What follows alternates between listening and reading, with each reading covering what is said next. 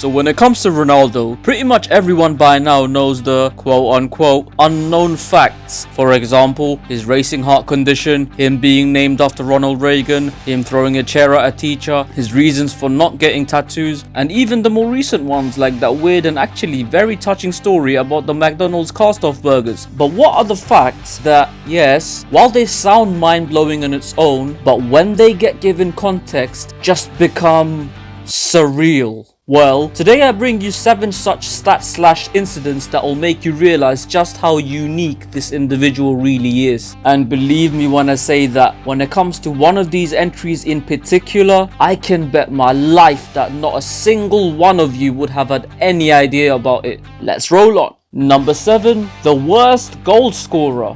So Ronaldo's first Champions League goal came in his 27th game, and this some may have already known, but boy, this is where it just gets strange. So to give Super CR7 sensationally slow and sluggish scoring start some seriously sobering context, you won't find another player in the Champions League all-time top scorers list who didn't score in their first 27 games until Esteban Cambiaso at 521st. 521st! What? And by the way, the top 520 doesn't mean 520 individual players, as there are numerous positions that are occupied by more than one player. So yeah, it's much more. How many more exactly? Well, this answer will make your jaw drop.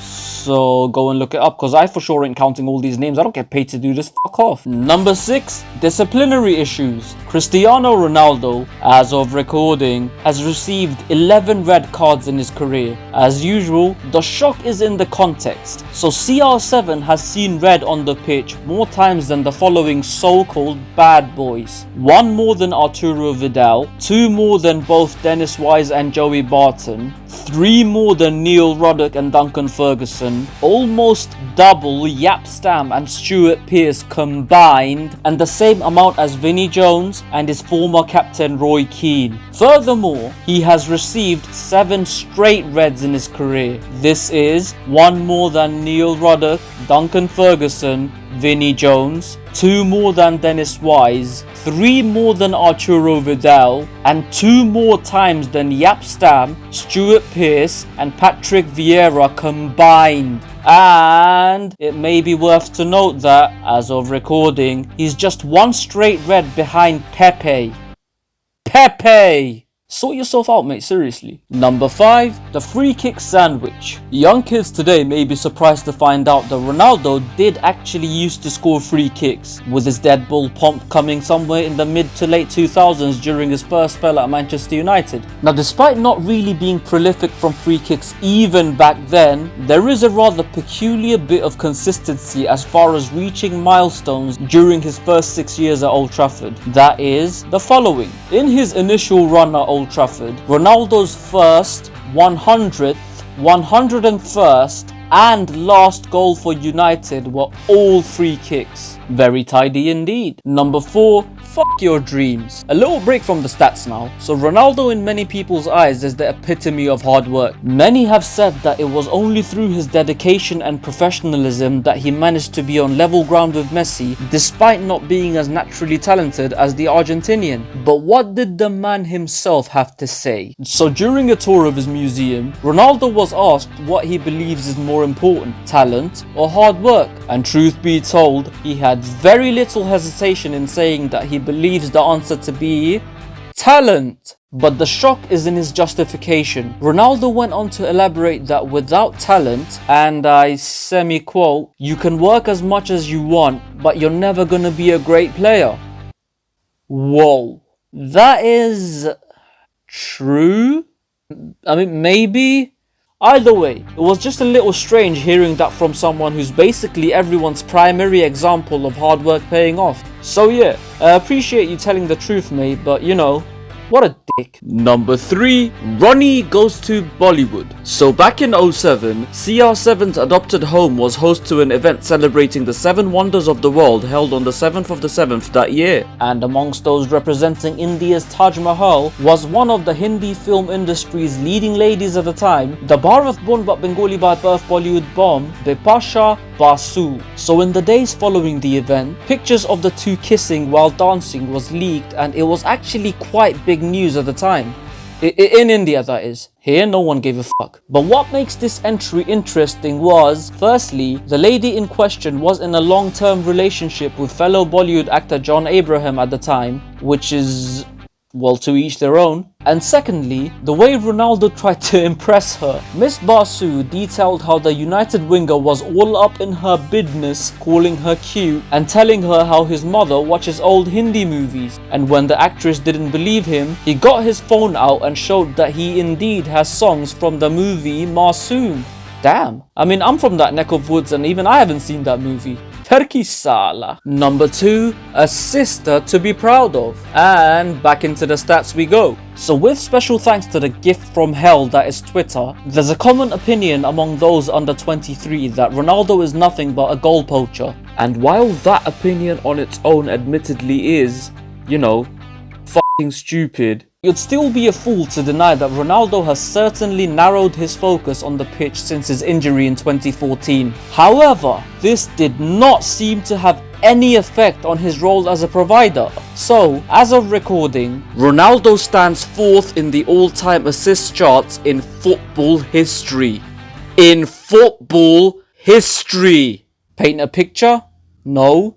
Alright then. He currently sits 4th in La Liga all-time assist charts, having played the second least amount of games in the top 10, 3rd in the history of international football, 2nd in the history of Real Madrid, 2nd in the history of the European Championships, 1st in the history of the Portuguese national team, and of course, 1st in the history of the Champions League. Paint a picture? No? Alright then, further context. He's got more career assists than the following creative maestros: Xavi Hernandez, Andres Iniesta, David Beckham, Steven Gerrard, Andre Pirlo, Frank Lampard, Michel Platini, Zinedine Zidane, and even the assist king himself, Mesut Ozil. Finally paint a picture? No?